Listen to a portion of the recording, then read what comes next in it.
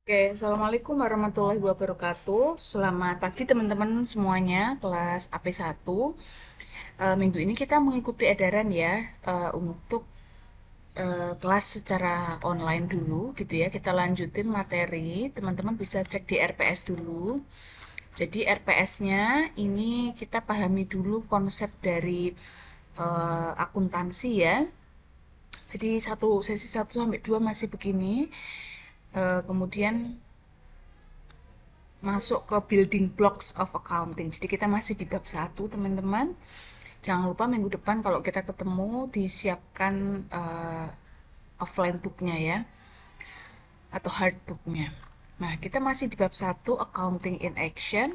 Hari ini saya akan membahas mengenai ini kemarin udah ya yang bagian ini. Kita akan membahas mengenai the building blocks of accounting. Teman-teman bisa baca mulai halaman 22. Nah, saya akan membahasnya secara detail atau rincinya itu di PPT, karena PPT udah saya eh, apa namanya, udah saya ringkas ya, tapi teman-teman belajarnya secara komprehensifnya di buku. Ini saya ambil dari buku. Jadi kita lanjutin. Yang pertama itu tuh kita bahas mengenai building blocks of accounting. Building blocks of accounting tuh kayak konsep dasar ya dari accounting, akuntansi. Karena kita mau membahas mengenai transaksi-transaksi untuk pencatatan akuntansi. Nah, next. Maka ketika kita prinsip awalnya kita harus pahami mengenai isu etis ya, etis dan situasinya. Jadi pencatatan di dalam bisnis ya atau organisasi itu ada etiknya, etikanya. Gunakan personal ethics ya untuk mengidentifikasi situasi etis dan isu. Some business and professional organization menyediakan beberapa kode etik ya sebagai dasar dari situasi bisnis. Nah, kode etik itu biasanya diatur dalam suatu bisnis gitu ya, misalnya untuk bersikap transparan, untuk bersikap responsibel gitu ya. Nah, itu tergantung organisasinya, atau gunakan personal ethics ya, kamu punya nilai etika yang kamu gunakan di kehidupan sehari-hari. Oleh karena itu, selanjutnya kita identifikasi dan analisis elemen-elemen atau prinsip yang ada di dalam stakeholder. Gitu ya. Lalu kita identifikasi alternatifnya, bagaimana dampak kita terhadap para stakeholder.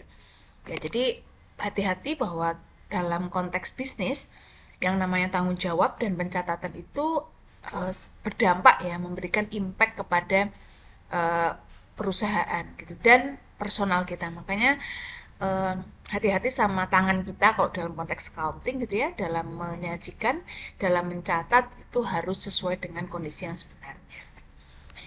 Nah, ini juga saya mau bahas bahwa di sini akuntansi itu penuh dengan aturan gitu ya. Jadi nggak bisa apa ya, kayak mata kuliah yang enak, sangat fleksibel gitu, kayak marketing kita sangat inovatif gitu ya. Kalau akuntansi itu memang mata kuliahnya tuh penuh dengan regulasi gitu ya. Jadinya kayak nggak membosankan mungkin gitu ya. Karena semua aktivitinya itu menggunakan standar akuntansi.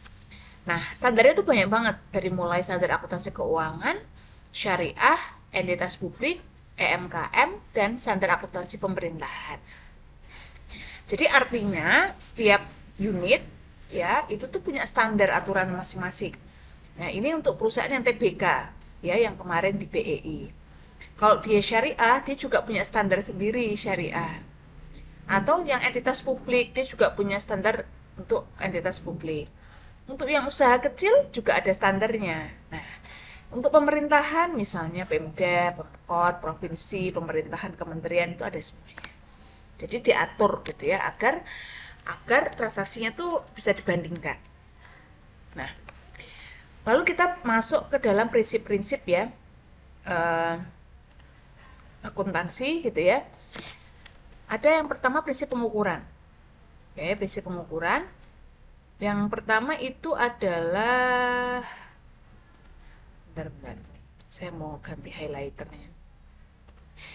Nah, historical cost principle. Jadi ada prinsip yang namanya biaya historis, cost historis. Nah, ini mengharuskan perusahaan mencatat aset sebesar biaya perolehannya. Oke. Nah, jadi maksudnya apa historis? Historis kan lampau. Jadi kalau dia beli tanah ya, harganya 300.000 dolar gitu ya, atau yen. Nah, dia nyatetnya 300.000. Oke. Maka historis itu pada saat beli. Ya, kamu pahami dulu historis pada saat beli. Misalnya teman-teman beli HP di tahun 2024 gitu ya, HP ini harganya 4 juta misalnya. Nah, itulah nilai historis ya, nilai pada saat pembelian asetnya, biaya perolehannya.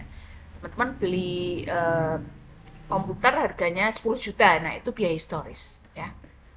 Nah, yang kedua, teman-teman pahami yang namanya prinsip dari fair value. Apa itu prinsip fair value? Fair value itu nilai wajar ya. Maksudnya apa? Harga yang diterima untuk menjual aset atau melunasi liabilitas. Misalnya ini setahun yang lalu saya beli HP ini misalnya 4 juta. Sekarang nilai wajarnya itu kalau di pasaran itu harganya berapa? Ya otomatis HP yang udah jalan 1 tahun ya misalnya. Misalnya ini di pasaran harganya masih 3,5 juta. Nah ini namanya fair value. Ya, atau saya punya tanah misalnya. Saya punya tanah awalnya saya beli 50 juta. Nah, ternyata sekarang itu nilai tanahnya, dulu saya beli 2 tahun yang lalu 50 juta, fair value-nya sekarang bisa jadi 70 juta. Itu namanya nilai sekarang. Itu namanya fair value, nilai wajar. Ya. Maka ini penting karena nanti kita berkaitan sama aset. Jadi aset itu ada yang cocok pakai fair value terus, historical value terus boleh, atau apa harus ya pakai fair value karena lebih representatif sama kondisi aset itu saat ini. Oke ya, saya lanjutkan. Selanjutnya asumsi. Ya tadi prinsip pengukuran, sekarang asumsi. Nah, asumsinya itu pertama harus ada asumsi unit moneter. Jadi apa maksudnya moneter assumption? Bahwa perusahaan itu harus memasukkan catatan akuntansi hanya data yang dapat dihitung atau dinyatakan dalam satuan uang. Jadi misalnya ada persediaan, ya ada tinggal kita punya persediaan di usaha kita beras gitu, ada 100 kilogram, 100 kilogram, berapa rupiahnya nggak tahu gitu. Nah nggak bisa, ini nggak usah bisa catat ya, jadi harus bisa dikonversi jadi satuan mata uang yang digunakan di perusahaan tersebut. Bisa rupiah, bisa dolar, bisa yen, tergantung dia mau pakai apa. Jadi artinya dalam akuntansi kita dalam mencatat transaksi harus ada unit moneternya, harus bisa dihitung dalam satuan moneter. Moneter, paham ya moneter ya, bukan unit. Oke, jadi misalnya teman-teman punya motor, harus bisa dihitung bukan hanya satu motor, tapi motor ini nilainya berapa. Ya. Yang kedua adalah asumsi entitas ekonomi atau kemarin sudah kita bahas business entity atau entitas bisnis. Jadi artinya apa? Jadi ada prinsip ya bahwa dalam pencatatan harus ada pemisahan antara kegiatan pemiliknya, kantongnya ya, kemarin udah kita bahas ya, kantongnya pemilik sama kantongnya bisnis. Ya, kantongnya pemilik ya. Ini owner sama kantongnya bisnis. Misalnya ada si A, misalnya saya aja ya, saya Isna punya bisnis gitu, bisnisnya bikin baju gitu misalnya. Nah, harus ada pemisahan tanggung jawab ya, pertanggungjawaban apa namanya keuangan dari saya sendiri, keuangan saya pribadi sama keuangan bisnis. Ibaratnya dompetnya harus dibedain. Ya, agar tahu alirannya, agar tahu kinerjanya. Itu namanya konsep business entity. Jadi kalau mau nyatet, mau tahu performa bisnis, harus bisa misahin business entity. Ya. Selanjutnya adalah kepemilikan. Ya. Ini udah kita bahas ya kemarin kayaknya, kepemilikan dari milik pribadi partnership ya, gabungan, joinan, sama korporasi. Ini kayak kemarin udah kita bahas di kelas ya. Nah, itu beberapa prinsip yang ada di dalam akuntansi ya.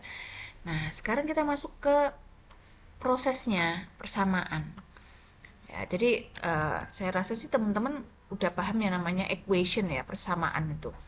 Jadi kalau teman-teman di matematika itu belajar persamaan gitu ya, di akuntansi itu ada persamaannya yang menjadikan dasar. Makanya teman-teman harus paham dulu apa dasarnya persamaan eh, akuntansi ini sebagai dasar pencatatan. Yang perlu teman-teman pahami adalah ini dulu. Aset sama dengan liabilitas plus ekuitas. Atau apa? Jadi aset ya, kekayaan sama dengan utang ditambah modal. Maksudnya gimana sih, Bu? Nah, misalnya gini.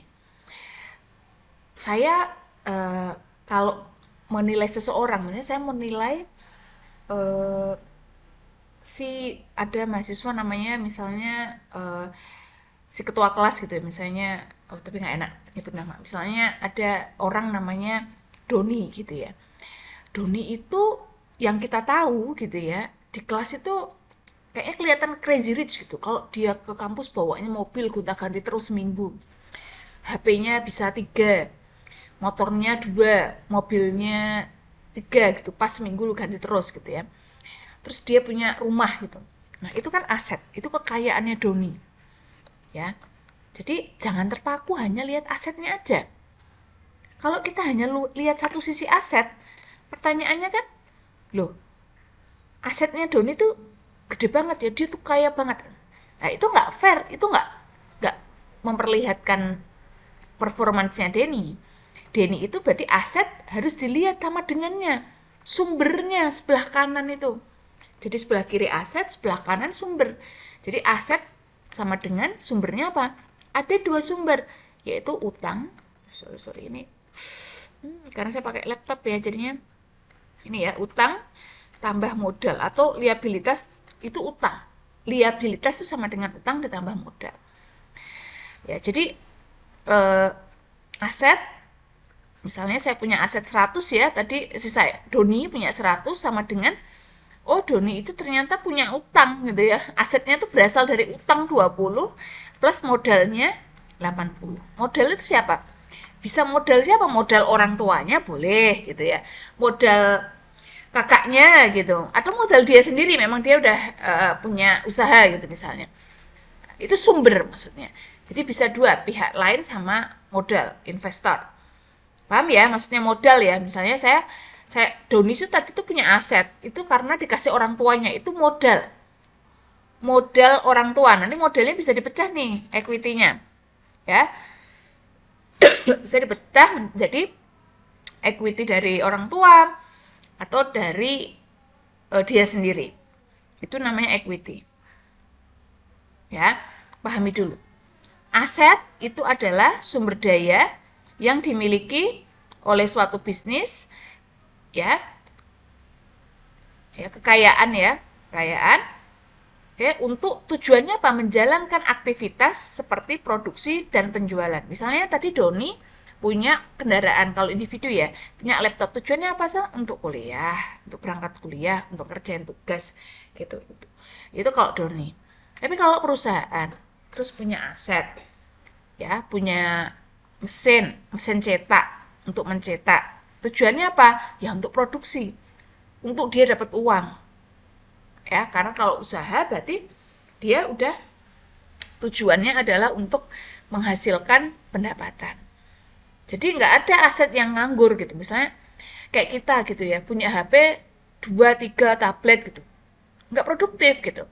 Jadi yang namanya aset ya, teman-teman, tujuannya itu untuk apa? Aset ini tujuannya untuk produktif, untuk produksi dan menghasilkan uang. Gitu ya. Jadi ini reminder buat teman-teman. Jadi kalau harusnya aset yang kita punya itu produktif, ya jangan sampai ada aset nganggur yang nggak bisa kita manfaatin untuk apa-apa. Oke, dan bisa kita gunakan untuk dimanfaatkan di masa yang akan datang. Nah, kalau utang ini liabilitas ya, ini bahasanya akuntansi, adalah aset, Klaim terhadap aset. Klaim itu artinya utang atau kewajiban yang ada. Kita harus wajib. Kewajiban itu maksudnya kita wajib untuk mengembalikan kepada pihak lain. Oke. Bisnis dapat meminjam uang atau membeli barang dagang secara kredit. Ya, jadi utang tuh bisa ke bank, bisa ke orang lain gitu ya, atau ke supplier, misalnya kita beli barang gitu ya. Jadi bisa ke pihak lain. Terus ekuitas. Klaim kepemilikan, ingat ya, kepemilikan modal ya atas aset perusahaan. Jadi aset suatu bisnis diklaim oleh kreditor atau pemegang saham. Biasanya ini namanya pemegang saham atau investor.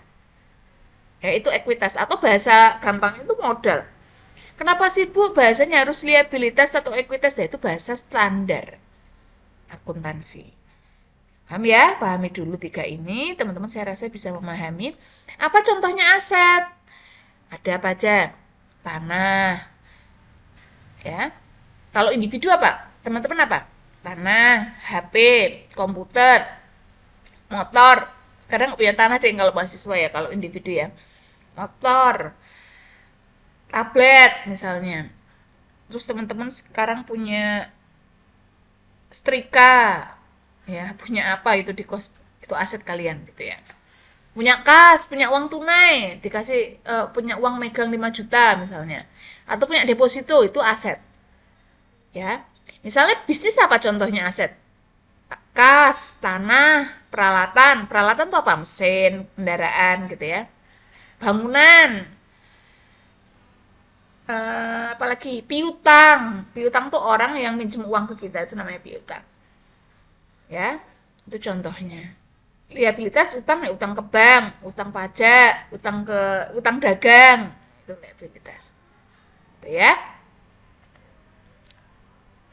Nah, dari persamaan itu tadi, maka kita lihat oke, ekuitas ya. Ekuitas. Ekuitas ini naik ya, nilainya naik kalau ada investasi dari shareholder. Jadi modal itu akan nambah kalau si investor tuh nambahin uang. Paham ya? Misalnya orang tuamu tadi punya ini 100 gitu ya. Terus ditambahin lagi investornya. Nah, makanya ekuitasnya naik. Akan turun decrease ya. Decrease kalau apa? Decrease kalau kita membagi dividen ke shareholder. Dividen itu apa? Dividen itu laba yang dibagikan ke pemilik. Apa itu? Ya, misalnya kita usaha, terus laba 100. Nah, pertanyaannya kalau teman-teman laba 100 biasanya diapain? Dibagiin kan ke pemilik, ya. Bagiin ke pemilik. Ya, 20 misalnya. Yang 80 buat muter lagi. Ya, misalnya Laura sama siapa temennya saya belum apa lah ya, sama si A si B bikin usaha laba 100 nih, kira-kira mau dibagi semuanya apa enggak, tergantung. Kalau Laura ini usahanya masih awal, jadi butuhnya diputer dulu uangnya buat kulaan lagi bahasa Jawanya, atau bahasa Indonesianya itu membeli barang lagi gitu ya, sehingga perusahaan bisa muter lagi. Nah, bagian yang dikembaliin ke pemilik itu namanya dividen. Ya. Terus, apa yang menambah ekuitas lagi? Nah, kalau tadi kan dari konteks shareholder, pemegang saham atau investor. Sekarang, ketika dia udah punya uang, pendapatan, itu akan menambah ekuitas. Kalau dia mengeluarkan expenses itu biaya, maka akan mengurangi ekuitas. Itu ya. Oke, silakan dipahami dulu. Selanjutnya kita pahami mengenai transaksi yang dianalisis dan dicatat dalam jurnal. Ini tahapannya panjang. Ya, jadi apakah semua transaksi di dalam perusahaan itu kita catat? Gitu. Ternyata ada kriterianya. Yang kita catat di akuntansi adalah yang punya economics event. Ya, transaksinya economics, berdampak pada ini kriterianya, berdampak pada posisi keuangan perusahaan, aset, kewajiban, ekuitas. Apakah posisi keuangan berubah ketika ada transaksi? Misalnya, perusahaan beli komputer. Ya, kalau beli komputer, nambah nggak kira-kira asetnya? Nambah. Nah ini beli komputer kan aset, kekayaan toh? Nambah. Nambah, ada dampaknya lagi nggak? Oh Bu, itu tadi masih utang belum dibayar. Oh, utangnya nambah. Ya. Atau Bu, itu tadi udah bayar pakai uang tunai. Oh, berarti asetnya ngurang lagi. Nah, berarti catat nggak? Record or not? Yes. Yang kedua,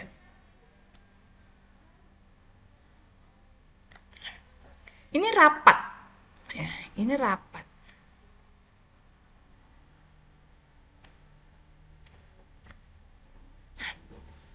Ini rapat. Kalau rapat ini kan nggak ada dampak apa-apa ya. Cuman diskusi aja. Maka tidak kita catat. Catatannya apa, Bu? Ya catatannya ya notulen lah gitu. Teman-teman kalau rapat kan biasanya di organisasi ada notulen ya. Gitu. Ini adalah rapat. Jadi tidak kita catat di akuntansi. Ya, nggak ada dampak ekonominya. Kecuali transaksinya beli konsumsi untuk rapat. Lah, itu kita catat. Kemudian bayar sewa. Oke. Ini misalnya perusahaan mau sewa ruko. Ya. Dia bayar sewa. Ya, kan ada dampaknya nggak ada. Apa? Ya bayar namanya bayar ya, kas kita berkurang. Terus kita dapat hak sewa atas ruko tadi. Jadi kita catat nggak? Yes. Gitu ya. Nah, maka dari itu persamaan akuntansinya ingat ya, poin utamanya. Oke. Nah, sekarang saya jelaskan mungkin beberapa transaksi dulu. Ya. Transaksi pertama, adanya investasi dari shareholder. Ya. Shareholder itu siapa? Pemegang saham. Pemegang saham itu siapa? Investor. Atau kata lain lagi, owner. Pemilik. Ya. Jadi, Rai dan Barbara memutuskan untuk mengembangkan perusahaan smartphone application gitu ya, yang dinamakan SoftBite. Pada September tanggal 1 2020 mereka invest 15.000 tunai kas di bisnis ya dengan kepemilikan yang sama 15.000 euro ordinary shares. The ordinary shares indicates the ownership of interest that the Niels have in SoftBite. Jadi hal ini menunjukkan kepemilikannya Neil di bisnis. Sehingga transaksi ini menunjukkan persamaan akuntansi berikut ini. Ya. Ya, jadi aset ini ya. Plus cash 15.000. Utang ada nggak? Enggak utang kan? Makanya ini nambahnya plusnya di modal. Ya kan? Pemiliknya nyetorin uang. Nah, ini transaksinya bisnis jadi sama dengan 15.000 ya. Sorry, 15.000 ini 15.000. Sama dengan balance ya. Oke, akuntansi harus balance. Jadi asetnya bertambah, kasnya bertambah 15.000, modalnya bertambah 15.000. Balance. Transaksi kedua, pembelian peralatan secara tunai. Oke. The asset cash secara tunai. Jadi beli peralatan. Jadi beli peralatan. Ya, mesin misalnya. Atau apalah peralatan yang buat jualan. Dia beli 7.000. Yang bertambah apanya kira-kira? Peralatannya kan, the equipment is increased. So, asetnya nambah, equipment. Oke? Bu, tapi dia bayar tunai, berarti asetnya berkurang juga. Oke, berkurang juga. Cashnya kan tadi dia punya 15.000 pas transaksi 1. Sekarang dikurangi 7.000 buat beli equipment. Jadi sekarang persamaannya bagaimana, Bu? Nah, ini. Dilanjut ya. 15.000 dikurangi 7.000 dapat 8.000. Equipmentnya 8.000, total 15.000 sama dengan equity 15.000. Balance seimbang ya. Balance itu seimbang. Jadi udah benar. Nomor 2. Oke. Nomor 3 sekarang. Beli perlengkapan. Supplies itu perlengkapan secara kredit. Perlengkapan itu kayak ATK gitu. Itu perlengkapan. ATK itu apa? Alat tulis kantor. Kayak kertas, pulpen yang habis pakai. Ya, contohnya. Atau kalau di sini software purchase headsets and other computer accessories expected to last several months ya for 1.600 dari Mobile Solution. Ya, Mobile Solution menyetujui SoftBank untuk bayar ini di bulan Oktober. Jadi pas transaksi tanggal di bulan September itu belum bayar. Berarti kan utang ya. Utang dagang. Oke, maka jurnalnya gimana? Nomor 3 jurnalnya, supplies-nya bertambah, headset-nya nambah ya tadi ya. Utangnya nambah. Nah, kita jumlahin sekarang 8.000, 1.600. Ini nyambung kayak tadi ya, 1, 2, 3. Ini 7.000. Maka di sini supplies-nya kita,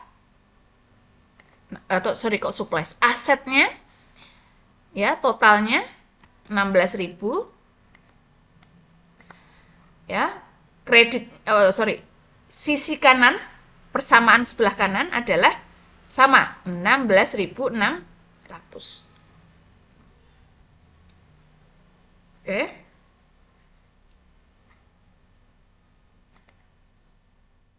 Nah, ini mungkin untuk mata kuliah online ini sampai nomor 4 dulu aja. Transaction 4, services performed for cash. SoftBank itu menerima uang 1.200 secara cash, tunai, dari customer terkait dengan jasa yang dia beriin. Kan dari dia usaha apps development kan. Nah, kalau nerima uang, kita lihat di sini, dia nerima kas, plus ya kasnya 1.200. Di sini dia nambah pendapatan. Ya. Ingat split lagi di sini. Pendapatannya revenue di sini. Pendapatan tuh revenue. Nah, kalau tadi kan berhenti di sini. Oke. Ini revenue bertambah. Ingat ya, revenue itu nambah ekuitas. Positif. Oke, sehingga persamaannya masih seimbang. Oke, sampai ini dulu teman-teman. Untuk persamaannya, saya akan memperlihatkan file PDF-nya dulu ya. Nanti akan ini ada beberapa latihan ya di bab 1. Nanti akan saya beri tugas terkait dengan persamaan. Ya, nanti akan saya beri instruksi yang jelas ya. Persamaannya. Oke. Oke. Nanti mungkin kita lanjutin aja. Jadi kita pahami, kita belum ngomongin debit kredit, tapi ngomongin persamaannya dulu. Karena persamaan ini penting sebagai dasar bikin jurnal nanti. Jadi pahami dulu ya persamaan aset sama dengan utang tambah modal. Oke, mungkin itu dulu teman-teman. Selamat belajar. Jangan lupa kerjain kuis dan PR-nya untuk minggu depan. Bye. Assalamualaikum.